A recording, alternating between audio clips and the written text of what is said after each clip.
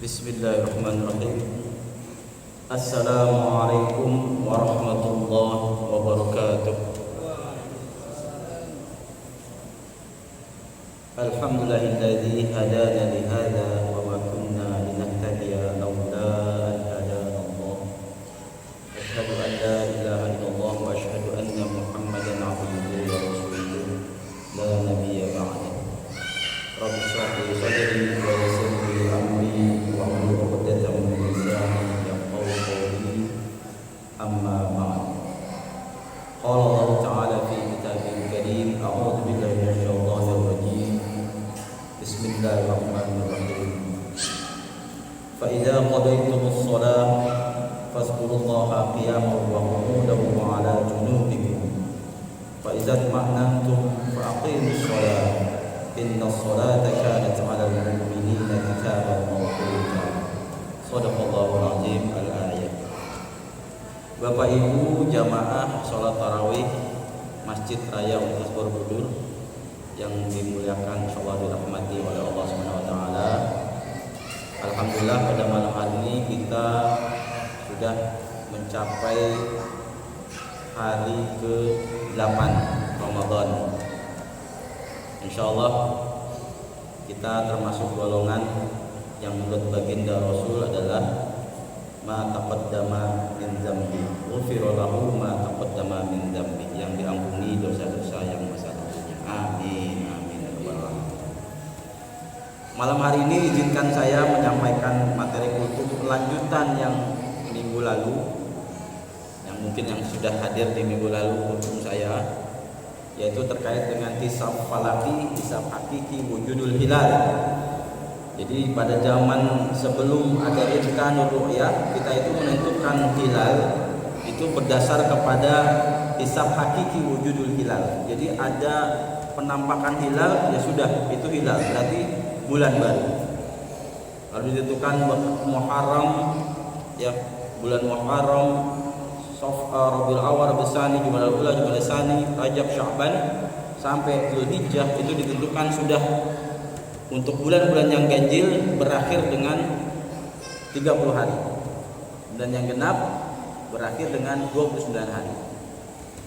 Nah, kemudian ternyata kalau kita tilik nasnya, nas itu adalah dalil Al-Qur'an dan Al-Haditsnya, bahwa penentuan kita melihat hilal itu untuk menentukan kita ibadah, waktu-waktu ibadah dan penentuan bulan haji. Maka para ahli fikih berembuk berijtima bahwa penentuan hilal tidak bisa lagi berdasar pada hisab hakiki wujudul hilal. Jadi tidak semata-mata kita lihat hilal sudah berarti bulan baru. Jadi hukum di fikihnya tidak lagi penentuan hisab falaki ini bersifat qat'i, tidak bersifat tetap, tapi bersifat zonni, artinya masih meraba-raba. Nah, kalau meraba-raba, maka kita kembalikan kepada nasnya. Bagaimana nasnya? Di surah Al-Baqarah ayat 189 Allah berfirman, A'udzubillahi minasyaitonir rajim, bismillahirrahmanirrahim, yas'alunaka 'anil ahillah, qul hiya mawaqitu lin-nas wal hajj. Shadaqallahul azim. Al-ayat. Jika mereka bertanya kepadamu ya Muhammad tentang bulan sabit, tentang hilal, katakanlah itu adalah petunjuk waktu bagi manusia dan haji.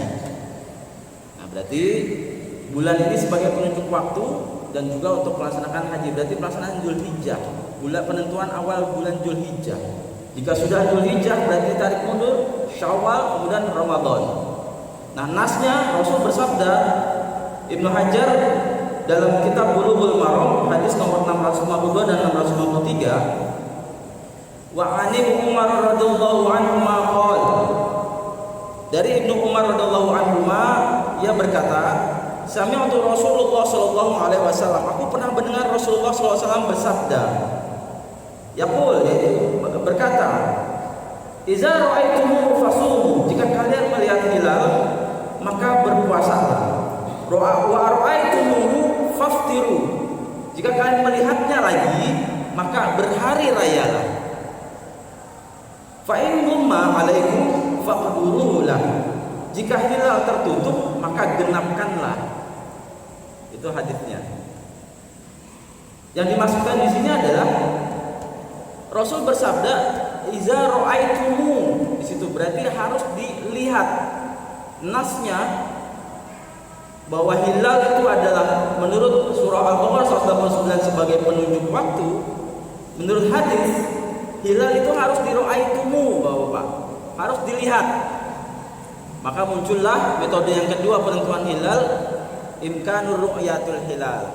Jadi hilal itu benar-benar dilihat, dipantau. Muncullah metode yang disebut dengan formula 368 sekarang. Kalau dulu masih 238. Jadi imkanur ru'yatul hilal itu pakai metode 368. 368 itu apa?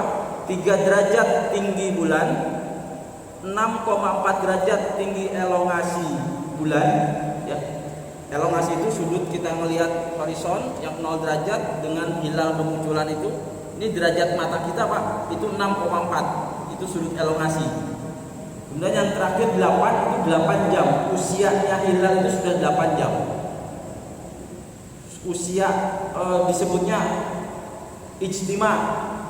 Artinya konjungasi bulan, ini yang minggu lalu ya. Bulan lurus dengan matahari dengan bumi itu sudah 8 jam usianya. Itu pertanda bahwa mulai masuk bulan baru. Biasanya kalau di tanggal baru ya, kondisi bulan matahari dengan bumi kondisi lurus itu di siang hari jam 11 siang. Misalnya kalau tanggal 1-nya itu hari Sabtu gitu ya.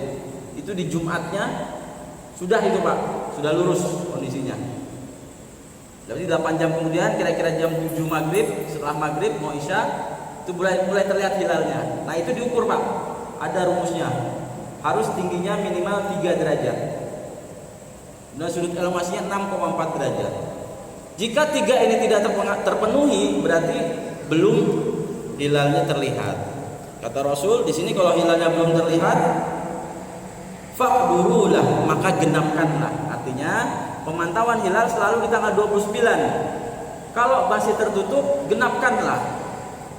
Berarti Sya'bannya genapkan jadi 30. Begitu juga nanti di bulan Ramadan akhir, Pak. Syawalnya jika hilal belum terlihat, maka genapkanlah. Karena penglihatan ruqyah pasti dilakukan di tanggal 29. Ini makna hadisnya. Nah, lalu bagaimana dengan waktu sholat, Pak? Ini yang mau saya bahas. Di ayat yang tadi saya sebutkan di awal di surah An-Nisa ayat 103, A'udzubillahi minasyaitonir rajim. Bismillahirrahmanirrahim. Innas sholata kanat 'alal mu'minina kitaban mawquta. Yang artinya sungguh sholat itu adalah kewajiban yang ditentukan waktunya atas orang-orang yang beriman. Jadi sholat itu ditentukan oleh waktunya, yang waktunya sudah ditentukan untuk orang-orang yang beriman. Nah, penentuan waktu sholat gimana, Pak? Apakah sama dengan hilal tadi? Jadi kalau hilal tadi bulan sabit, ya, waktu untuk menentukan Dzulhijjah, waktu haji, menentukan untuk Syawal dan menentukan untuk Ramadan dengan metode imkanur ru'yatul hilal dengan rumus 368. Itu terpenuhi langsung bulan baru. Itu belum terpenuhi maka genapkanlah. Besok masih tanggal 30, lusanya baru tanggal 1. Lalu bagaimana dengan sholat? Nah ini pertanyaannya. Apakah juga dengan bulan? Kita kan tahunya bahwa, Pak, kalau sholat itu zuhur jam 12 sampai jam 3 gitu ya. Asar jam 3 sampai jam 5 atau jam 6. Maghrib jam 6 sampai jam 7. Terus isya jam 7 sampai jam 4. Setelahnya subuh jam 4 sampai jam 6. Enggak begitu. Harus ada nasnya. Kita kembalikan kepada nasnya Al-Quran dan hadis. Jadi secara astronomis, ini kembali lagi ke ilmu falak. Secara astronomis, patokan untuk menentukan awal dan akhirnya waktu sholat itu justru letak posisi matahari, bukan bulan. Loh kenapa ini? Tadi kita ngomong hilal itu bulan. Loh kenapa sekarang sholat kok ke matahari? Allah berfirman dalam surah Nuh ayat 16. A'udzubillahi minasyaitonir rajim. Bismillahirrahmanirrahim. Wa ja'al qamara fihinna nuran wa ja'al syamsa siraja. Shadaqallahu azim. Artinya Allah menciptakan bulan yang bercahaya dan menjadikan matahari sebagai pelita. Jadi selalu ada dua, ada bulan, ada matahari. Bulannya cahaya, matahari pelita. Pelita itu ada apinya ya, Pak. Dia yang mengeluarkan sumber cahaya. Lalu di surah lainnya, di surah Al-Isra ayat 78, A'udzubillahi minasyaitonir rajim, bismillahirrahmanirrahim. Aqimis shalah liduluki syamsi ila ghasaqil lail wa qur'anal fajr. Inna qur'anal fajr kana mashhuda. Shadaqallahul azim. Ini terjemahan Kementerian Agama, saya bacanya ya Pak. Laksanakanlah sholat sejak matahari tergelincir sampai gelapnya malam. Dari matahari tergelincir sampai gelapnya malam. Dan laksanakan pula sholat subuh. Tapi kalau ayatnya ini Quran al-Fajr, sebenarnya membaca, ya, mengingat. Ya, subuh diartikan sebagai, ditafsirkan sebagai sholat subuh. Inna Quran al-Fajr kana mashhuda. Sungguhnya sholat subuh itu disaksikan oleh para malaikat. Jadi dari sini kita bisa lihat bahwa nasnya untuk pelaksanaan penentuan waktu sholat itu tidak lagi ke bulan, tapi ke matahari. Nah ini menarik. Saya sedikit agak panjang nggak apa-apa biar nggak gantung ya, Bapak ya. Kan kultum biasanya cuma 7 menit aja. Ini lebih dikit nggak apa-apa ya. Ilmu semua nih. Nah nas hadisnya bagaimana? Ada hadis yang akan saya bacakan. Hadis riwayat Abu Daud nomor 393. Saya ambil dari kitab Fathul Bari Syarah Sahih Al-Bukhari karangan Ibnu Hajar Al-Asqalani yang berbunyi, Ammani Jibril alaihissalam. Jibril alaihissalam pernah mengimamiku, kata Rasul. Jadi Rasul sama Jibril alaihissalam itu pernah sholat bareng, diimami oleh Jibril. Ini pertama kali Rasul sholat. Ya. Indal baiti marratain, di rumah saya, di rumahku, kata Rasul, 2 kali. Ya. Fa shalla bil zuhur.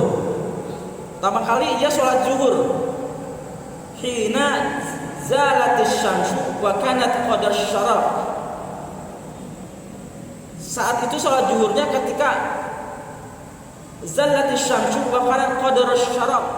Jadi matahari itu mulai bergeser ke barat. Jadi ketika matahari tegak tapi mulai bergeser ke barat. Jadi mulai geser dikit.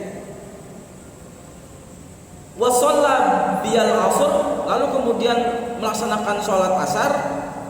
Hina kana zilluhu mislu, ketika panjang bayangan sama dengan panjang benda. Jadi ini benda, bayangannya itu sama Pak dengan panjangnya. Jadi mataharinya sudah agak miring tuh.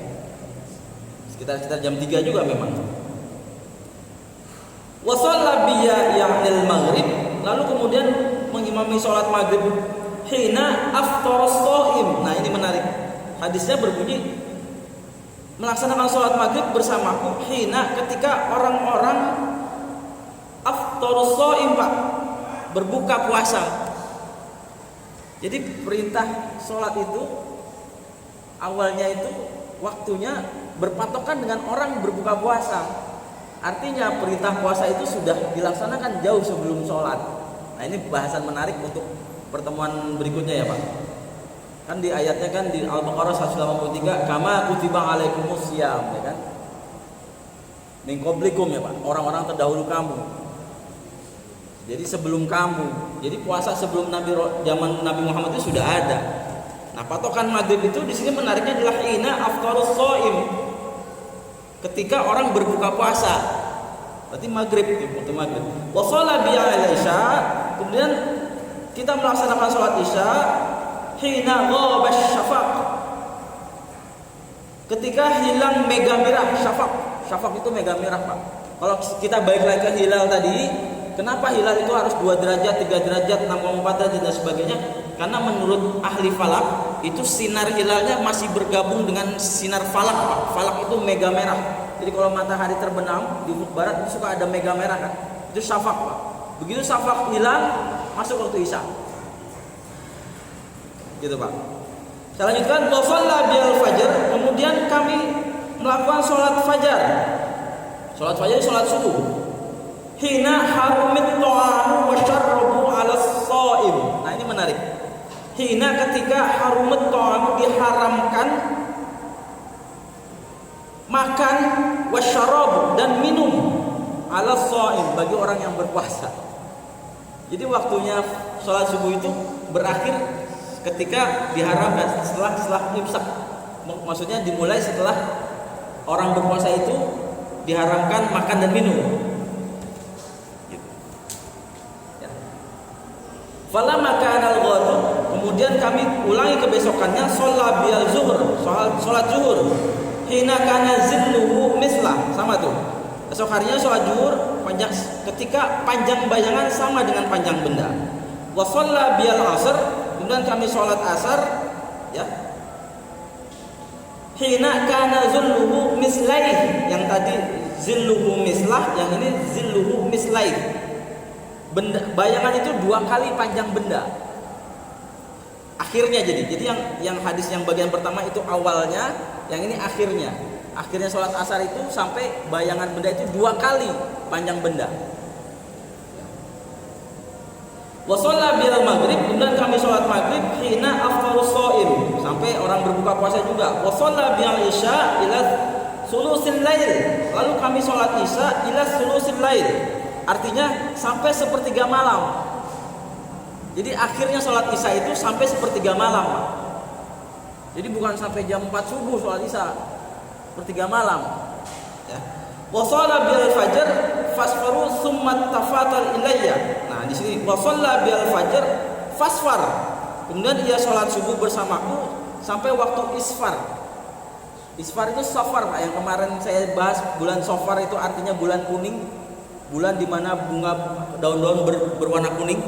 Artinya fajar itu sudah menguning, Pak. Di ufuk timur itu sudah menguning, berarti matahari sudah muncul. Itu akhirnya waktu subuh. Ya. Tsummal tafata ilayya. Kemudian Sayyidina Jibril menoleh padaku, faqal, dan berkata, "Ya Muhammad, wahai Muhammad, hadza waqtul anbiya'i min qablik." Inilah waktu sholat sebagaimana waktu sholat para nabi sebelum engkau. Wal waqtu ma baina hadainil waqtain. Batas waktunya adalah antara 2 waktu tadi. Jadi kalau sholat zuhur batas waktunya bukan asar, Pak, tapi antaranya. Sholat asar juga antaranya, sampai tadi isya juga antaranya, sepertiganya malam. Subuh juga antara. Subuh itu kalau udah matahari nongol bukan subuh, Pak. Itu kesiangan. Udah matahari nongol, udah sofar tadi, sudah kuning langitnya, udah habis waktu subuh. Terus gimana ya diqadha? Kalau ketiduran ya ketiduran tuh uzur tapi yang wajib tetap diqadha. Ya, enggak apa-apa ketiduran uzur tapi tetap wajib diqadha. Nah, inilah waktu-waktu sholat, sehingga kita bisa pastikan bahwa di situ ada waktu-waktu tergelincir matahari, panjang pendeknya bayangan, ya, terbenam matahari, ada syafaq, ada mega merah, kemudian terbitnya matahari dan fajar menyingsing. Disinilah waktu-waktu sholat. Ini, Pak, diformulasikan oleh para ahli astronom, para ahli ilmu falak, sehingga disimpulkan waktu zuhur itu 0 derajat tepat di garis meridian langit. Garis meridian langit itu garis lurus, Pak. Bapak ambil dari atas lurus, itu 0 derajat. Nah, masalahnya matahari itu pas di atas ufuk, di atas meridian kita itu nggak selalu jam 12. Daerah tertentu ada yang jam 11.45, ada yang jam 12.01 gitu loh, Pak. Ya, itu 0 derajat. Kemudian waktu asar 51 derajat dari meridian langit. Ini miring tuh, sekitar 51 derajat. Ketika matahari di sana. Waktu maghrib minus 1 derajat dari ufuk barat, atau 91, Pak. Jadi 90 plus 1. Jadi ufuk baratnya agak di bawah 1 derajat. Jadi sebenarnya maghrib itu 1 derajat sudah. Beda dengan hilal. Hilal harus ditambah 3 derajat sampai 6,4 derajat kalau ngasih. Waktu isya itu minus 18 derajat di bawah lagi. Itu 90 tambah 18 berarti 108. 90 tambah 18, 108 derajat. Waktu subuh minus 20 di ufuk timur. Jadi 90 ditambah turun 20, itu 110, tapi di ufuk timur, Pak. Itu waktunya subuh dari garis meridian. Nah, karena garis meridian di setiap daerah berbeda-beda, maka bisa dipastikan bahwa waktunya sholat itu kalau kita masukkan misalnya untuk daerah, contoh nih wilayah Pontianak yang di Indonesia bagian tengah ya. Pontianak itu masih WIB atau WITA, Pak? Masih udah WITA ya, Pontianak WITA. Lintang tepatnya misalnya 0 derajat 5 menit lintang selatan, bujur timurnya 109 derajat 22 menit bujur timur, deklinasi mataharinya 23 derajat 2 menit 10 detik misalnya. Maka dimasukkan Pak di dalam rumus tuh Pak. Ada rumusnya di ilmu astronomi, waktu zuhur jam 11.41 gitu. Keluar tuh 11.41, tidak jam 12.00. Waktu asarnya jam 15.07. Waktu maghribnya 17.37 dan seterusnya. Kenapa berubah-ubah? Karena matahari itu bergerak selalu 1 derajat berubah setiap harinya. Sehingga kita kalau lihat matahari terbit ya Pak, itu kadang agak ke utara, kadang agak selatan. Dalam setiap tahun itu akan berbeda. Sehingga posisi disebutnya ekliptika. Jadi ekliptika itu garis edar matahari yang semu. Jadi sebenarnya kan matahari terlihatnya kayak muterin kita ya Pak. Tapi sebenarnya kita yang muterin. Nah garis ekliptika ini, garis semunya ini itu berubah-ubah. Nah penentuan itulah perubahan itulah yang menentukan waktu sholat berubah-ubah. Ini perlu penjabaran lebih detail lagi. Ini sedikit gambaran Bapak-bapak bahwa nas atau hadis atau dalil hadis dan Al-Quran terkait penentuan waktu sholat itu justru melihat ke matahari. Kemarin kita bahas penentuan waktu hilal melihatnya ke bulan. Penentuan waktu haji, Dzulhijjah, Syawal dan Ramadan. Demikian Bapak-bapak Ibu, semoga bermanfaat. Agak sedikit panjang, maklum saya senang bahasnya yang agak intelek akademik begini ya Pak. Karena ini kita masjid kampus, jadi bapak-bapak datang kemari bisa pulang itu sambil bawa ilmunya, ilmu yang bisa dibuat tadabbur, berpikir. Insyaallah kita berjumpa lagi di pertemuan berikutnya dalam kondisi sehat walafiat. Terima kasih atas perhatiannya. Billahi taufiq wal hidayah. Wassalamualaikum warahmatullahi wabarakatuh.